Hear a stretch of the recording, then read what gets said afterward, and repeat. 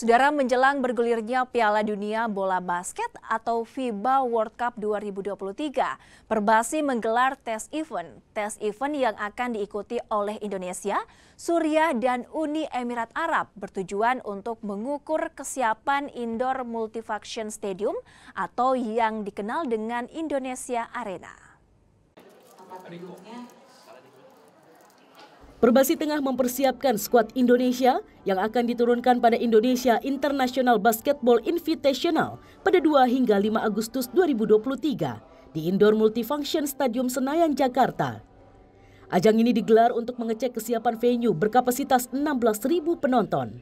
Adapun tiket yang dibanderol mulai dari Rp100.000 hingga Rp200.000.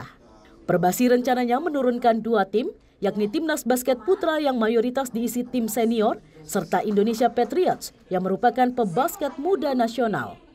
2 pemain baru berdarah Indonesia seperti Zain Adnan dan Xavier Ford dari Amerika Serikat juga akan ambil bagian untuk mengisi skuad di sektor senior dan muda.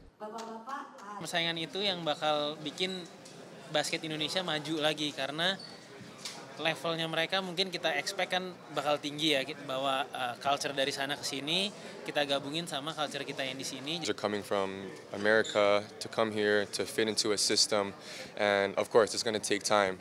But as of right now, we have these invitational games, so this is going to prepare us to see what player and what team matches with each other. So yeah, in basketball it's so important. There's 5 players on a court, and 5 players have to know each other's tendencies. So yeah, it's a good event for us, and we just hope that everybody can mesh together.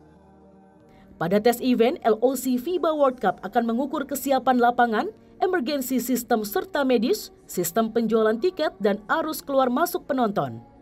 Sementara untuk Perbasi, tes event ini akan menentukan seluruh kesiapan para pebasket nasional menjelang prakualifikasi Olimpiade 2024 Paris di Suriah pada Agustus dan Asian Games 2023 Hangzhou September nanti.